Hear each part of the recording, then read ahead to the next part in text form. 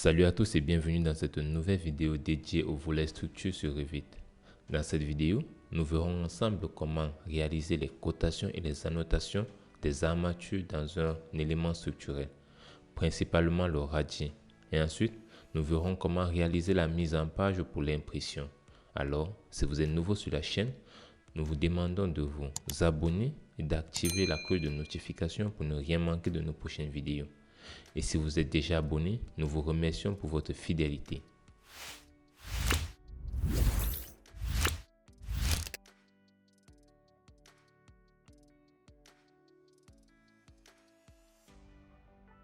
Dans la vidéo précédente, nous avons vu comment réaliser la mise en place des armatures dans l'élément et aussi comment faire pour pouvoir visualiser une vue 3D pareille. Dans cette vidéo, nous verrons comment réaliser la cotation et les annotations des différentes armatures pour pouvoir faire une mise en page et sortir les plans d'exécution. Pour cela, nous allons aller dans les coupes que nous avons réalisées. Nous venons dans la coupe 01 déjà. Première des choses, c'est de vérifier l'échelle de sortie. Nous allons faire notre travail à l'échelle 1/20. Ensuite, nous devons passer à la cotation. On fait DI pour le raccourci clavier. Je prends déjà les éléments avec les extrémités. Là, je me mets à ce niveau par exemple.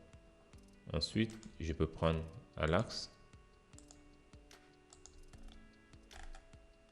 Je me mets à la fin. Et là, je prends la longueur totale. Je peux aussi prendre l'épaisseur de mon radier. Et je mets. Vous pouvez faire ainsi. Si par exemple, nous avons juste pris l'épaisseur et que nous voulons prendre la profondeur, nous pouvons sélectionner notre cotation et nous cliquons sur modifier les lignes d'attache. Lorsque nous cliquons sur modifier les lignes d'attache, nous choisissons la ligne supplémentaire et la cotation s'effectue. Ce qui est génial parce que ça nous permet de pouvoir gagner facilement en temps, même quand nous faisons des erreurs. La prochaine étape, ce sera maintenant de faire les étiquettes des différentes armatures. Et pour faire les étiquettes des différentes armatures, nous faisons TG pour le raccourci clavier d'étiquette. Vous tapez TG ou alors vous pouvez aller dans Annoter et vous allez avoir étiquette par catégorie. Nous choisissons donc étiquette par catégorie. Nous allons cliquer directement dans étiquette qui se trouve dans la barre de modification. On clique sur étiquette et dans étiquette, nous avons les différentes catégories ou les éléments qui sont dans notre modèle. Ensuite, nous avons le type d'étiquettes qui sont chargées dans notre gabarit. Et enfin, nous avons les symboles. Dans notre cas, nous avons les armatures de surface qui sont les treillis soudés et les armatures à béton. Nous avons déjà sélectionné par exemple le type d'étiquette que nous voulons par défaut. Pour nos éléments, nous allons cliquer sur annuler parce que nous l'avons fait. Et maintenant, nous allons venir là, nous allons nous mettre sur les différents éléments. Vous remarquerez que lorsque vous passez sur un élément, ça vous donne le nom de l'élément. Si nous nous mettons là, nous avons un radier de 40 cm.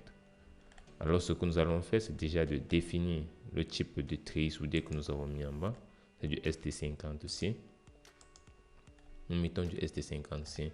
Ensuite, nous allons définir aussi les différents éléments qui constituent notre élément, c'est-à-dire les treillis soudés qu'on a mis dans nos différents voiles. Nous allons les mettre par exemple à ce niveau. Ensuite, nous allons prendre aussi pour le voile intérieur. Nous venons, nous faisons pareil.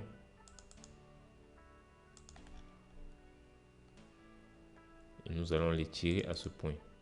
Lorsque nous l'avons mis, nous pouvons maintenant sélectionner les différents éléments qui se trouvent à l'intérieur, c'est-à-dire nos cadres par exemple.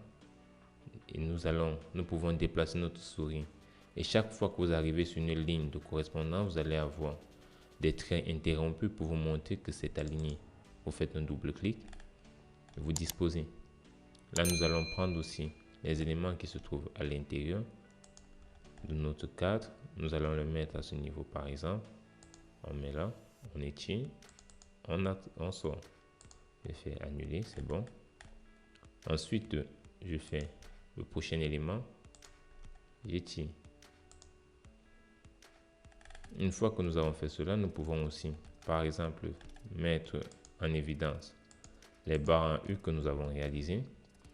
Et nous allons aussi prendre nos barres en H10 que nous avons mis et les barres filantes pour maintenir les barres en U.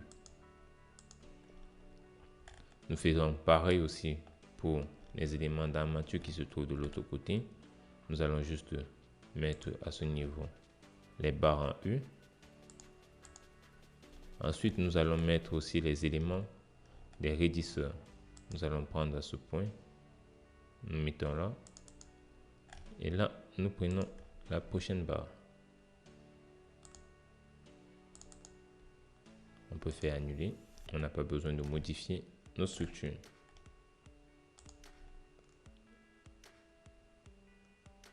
On sélectionne et on peut virer. On peut mettre à ce point. Lorsque vous avez terminé par exemple avec les éléments qui importaient sur cette façade, si vous avez terminé avec votre cotation, vous pouvez maintenant masquer le cadre de délimitation en désactivant masquer la zone cadrée. Lorsque l'on clique, nous avons maintenant notre coupe qui est réalisée. Nous allons faire le même travail pour la coupe 02. Une fois que nous avons terminé avec la réalisation de la cotation et des annotations des armatures sur les deux coupes, nous pouvons passer à la mise en place sur une autre feuille de présentation. Mais avant cela, nous allons voir quelques éléments ou quelques astuces sur Revit qui sont très importants.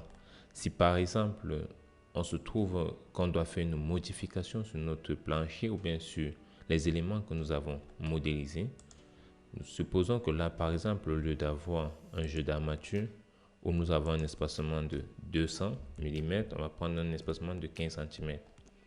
On se retrouve maintenant avec 17 éléments.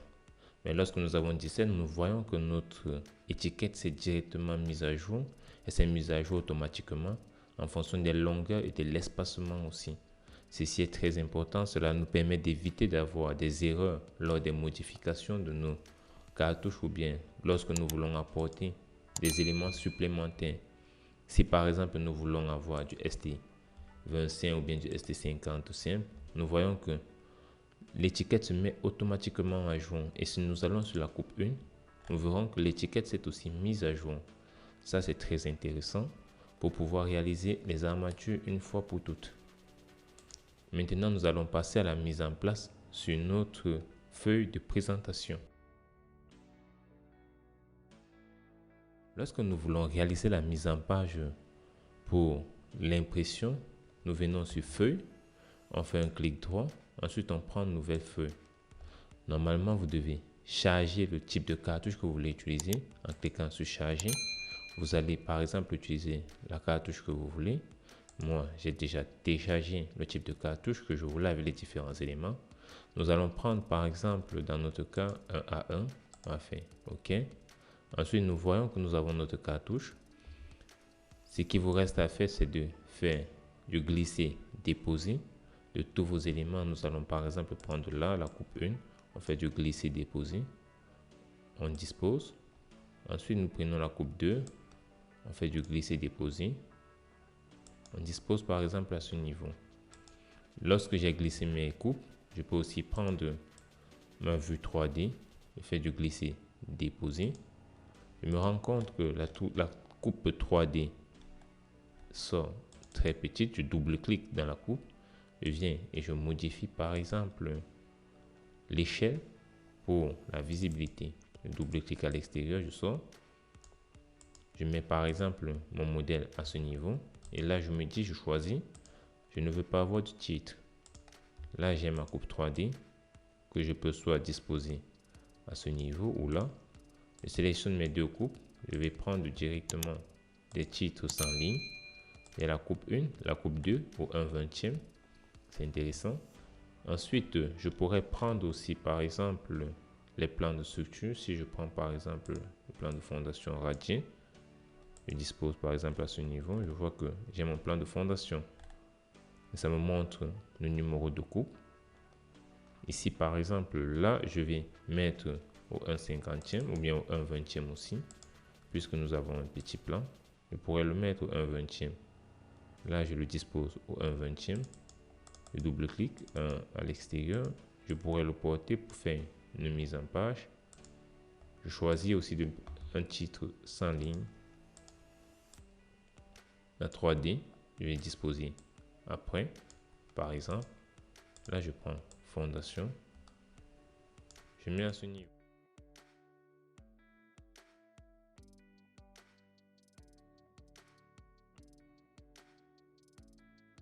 Si vous avez aimé la vidéo, un like nous fera plaisir, des partages nous encourageront énormément et surtout, vos appréciations et vos avis dans les commentaires nous permettront de nous améliorer. En attendant, nous vous donnons rendez-vous dans la prochaine vidéo.